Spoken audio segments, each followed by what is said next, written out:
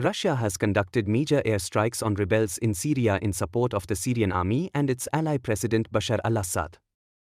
The strikes came after an Islamist group carried out a major attack on the Syrian city of Aleppo. The war between the rebels and the Assad regime has been on since 2011, leaving thousands of people dead and millions displaced. There are two sides to the conflict: the Assad regime, backed by Russia and Iran, and the insurgents. The rebels, on the other hand, are supported by Turkey, Saudi Arabia, the United Arab Emirates and the United States. Insurgents on 30th November led by the Islamist Hayat Tahrir al-Sham group swept into the city of Aleppo in what is the biggest challenge to President Assad in years.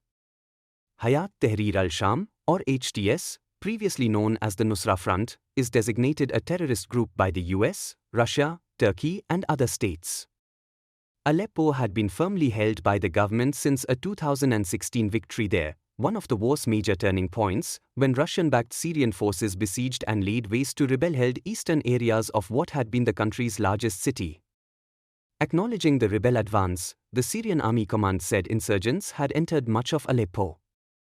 After the army said it was preparing a counterattack, airstrikes targeted rebel gatherings and convoys in the city. One strike caused casualties in Aleppo's Basil Square. Russian Center for the Reconciliation of the Enemy Parties in Syria said missile and bomb strikes against the rebels had targeted militant concentrations, command posts, depots, and artillery positions in Aleppo and Idlib provinces. It claimed about 300 rebel fighters had been killed. The Syrian military command said militants had attacked in large numbers and from multiple directions, prompting our armed forces to carry out a redeployment operation aimed at strengthening the defense lines in order to absorb the attack, preserve the lives of civilians and soldiers. The rebels also took control of Aleppo airport, according to a statement by their operations room and a security source. Two rebel sources also said the insurgents had captured the city of Marat al-Numan in Idlib province, bringing all of that area under their control. The Kurdish People's Protection Units, YPG, which spearhead the US-backed Syrian Democratic Forces that control much of northeastern and eastern Syria and have long had a foothold in Aleppo, widened their control in the city as government troops left, a senior YPG source said.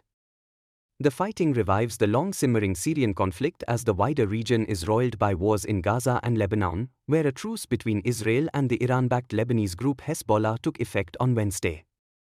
Russia has aided its ally Syria since the outset of the war. As per CNN, its warplanes have boosted the ranks of the Syrian Air Force and it has launched various aerial offensives and airstrikes. Russian and Syrian airstrikes on rebels in Aleppo and Idlib were critical to winning back territory for the Assad regime.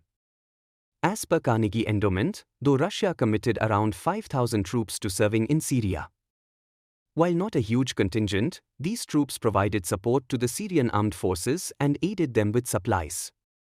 As per Carnegie Endowment, Moscow thinks its presence in Syria plays to its advantage. It also considers its friendship with Assad an important asset when it comes to dealing with the West. This way, it allows Russia to keep the focus on its highest priority, Ukraine. Ankara supports some rebels in Syria's northwest, where it has positioned some of its troops. Turkey under its President Recep Tayyip Erdoğan has a long history of opposing Syria under Assad. However, complicating matters is that Turkey considers the YPG a wing of the Kurdistan Workers' Party, PKK, as per Al Jazeera. The PKK is persona non grata in Turkey. The state has banned the group, which it considers a major security threat, and designated a terror organization. Turkey and Russia, on opposite sides of the war, reached a de-escalation agreement in 2020. Turkey, which has the second-largest army in the transatlantic NATO alliance, had funneled troops and equipment to resist the Syrian government advance and prevent a wave of refugees over its southern border. Turkey is home to millions of Syrian refugees and says it cannot handle more.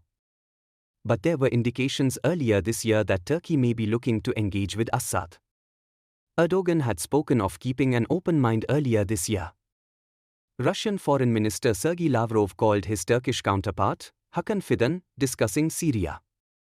Turkish security officials said that Ankara had prevented operations which opposition groups wanted to organize, in order to avoid further tensions in the region.